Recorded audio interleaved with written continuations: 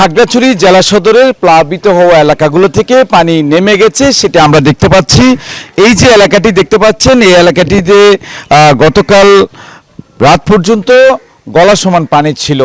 সেই পানি নেমে যাওয়ার কারণে এখন মানুষের চলাচল স্বাভাবিক হয়েছে, মানুষের বাসাবাড়ি পরিষ্কার করছে, সেটা আমরা দেখতে পাচ্ছি। সিলন ফ্যামিলি ব্লেন্ডের কড়ালিকার আর সতেজ সাদের পারফেক্ট ব্লেন্ডে স্বপ্নেরা মিলুক টানা। একই সাথে এই এলাকায় যে প্রায় 600 থেকে 700 পরিবার রয়েছে, সবকটি পরিবারে কিন্তু এখন তাদের বাসাবাড়িতে গিয়ে বাসাবাড়ি পরিষ্কার করছেন, থাকার উপযোগী করছেন, তারা পরিষ্কার পরিচ্ছন্ন করছেন।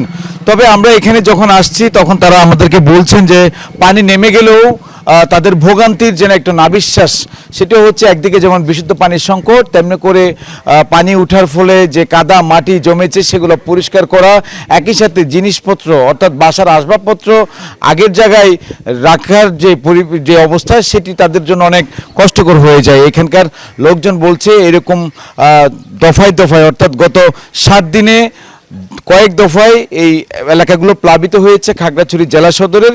সেই প্লাবিত এলাকাগুলোর সড়ক সহ বেশ কিছু যোগাযোগ ব্যবস্থার ক্ষয়ক্ষতি হয়েছে, সেটা আমাদেরকে তারা বলছেন। অপরদিকে এখানকার মানুষের যেটি ভোগান্তি, তারা বলছেন যে দীর্ঘদিন যাবৎ খাগড়াছড়ির চেঙ্গি নদী সহ আশপাশে যে ছড়াখাল রয়েছে সেগুলোর সংস্কার না হওয়ার কারণে মূলত নদীর তলদেশ উপরে উঠে এসেছে, অর্থাৎ ভরাট হয়েছে, যার কারণে অল্প বৃষ্টিতেও তলিয়ে যাচ্ছে খাগড়াছড়ি জেলা সদরের প্রায় সব কয়টি এলাকা।